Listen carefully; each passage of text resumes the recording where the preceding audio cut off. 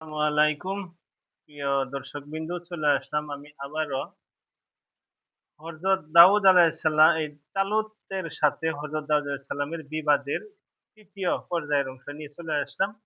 তো আমার ইউটিউব চ্যানেলে সাইদুল ভাই 0.3 এই নবী আলাইহিস সালামের বিষয়ে বর্ণনা দেওয়া আছে। আপনারা গিয়ে দেখে সাবস্ক্রাইব করে বেল আইকন বাজিয়ে দিবেন যাতে সবার আগে আপনার মোবাইলে আমার ভিডিওটা চলে যায়। যাক, কথা না বাড়িয়ে মেইন পর্যায়ে যাই।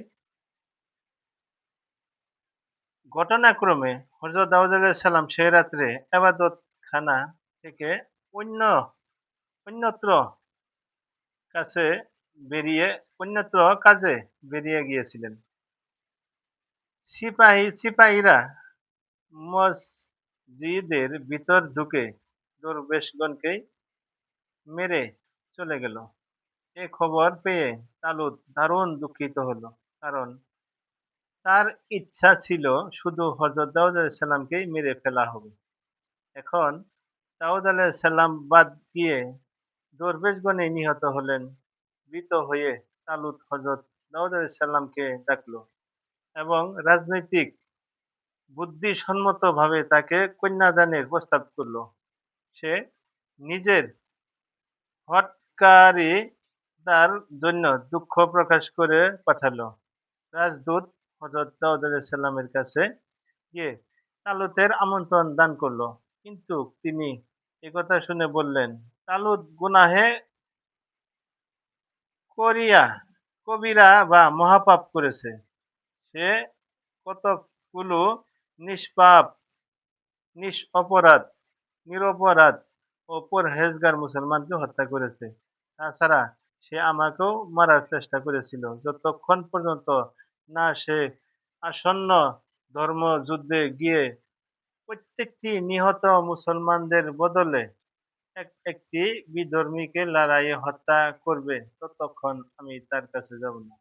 রাজদূত তালুতকে গিয়ে একথা জানিয়ে সে নিজের কৃত কর্মের জন্য অনুতপ্ত হলো এবং হযরত দাউদ আলাইহিস সালামের নির্দেশ মতো যুদ্ধের ময়দানে গিয়ে উপস্থিত হলো। তখন শত্রুদের থেকে একটি তীর এসে তার বুকে আমূল বিদ্ধ হয়ে সে মারা গেল এবং তার সৈন্যরা পরাজিত হয়ে ফিরে আসলো। তখন হযরত দাউদ আলাইহিস সালাম নিজে গিয়ে শত্রুদের পরাজিত করে এসে তালুতের কন্যাকে বিয়ে করলেন এবং সম্পূর্ণ রাজ্যের শাসনভার হস্ত হস্ত স্বহস্তে গ্রহণ করলেন।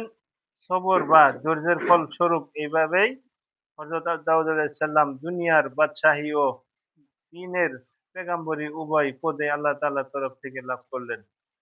ফাও হিসেবে রাজকন্যাকেও লাভ করলেন। আল্লাহ তাআলা ফরমায়েছেন, আর আল্লাহ তাকে রাজ্য এবং পেগম্বরি দান করেছেন। যাক, এবার চলে আসতেছে আমার হযরত দাউদ আলাইহিস সালামের পয়গাম্বরির সুখবর লাভের পর্যায়ে। তো তালুত আলাইহিস সালামের সাথে দাউদ আলাইহিস সালামের বিবাদের ৩য় অংশ শেষ হলো। এবার চলে আসবো হযরত দাউদ আলাইহিস সালামের পেগম্বরি সুখবরের লাভ। তো পাশেই থাকবেন। এই পর্যন্ত সমাপ্তি দিচ্ছি। সবাই ভালো থাকুন। খোদা হাফেজ।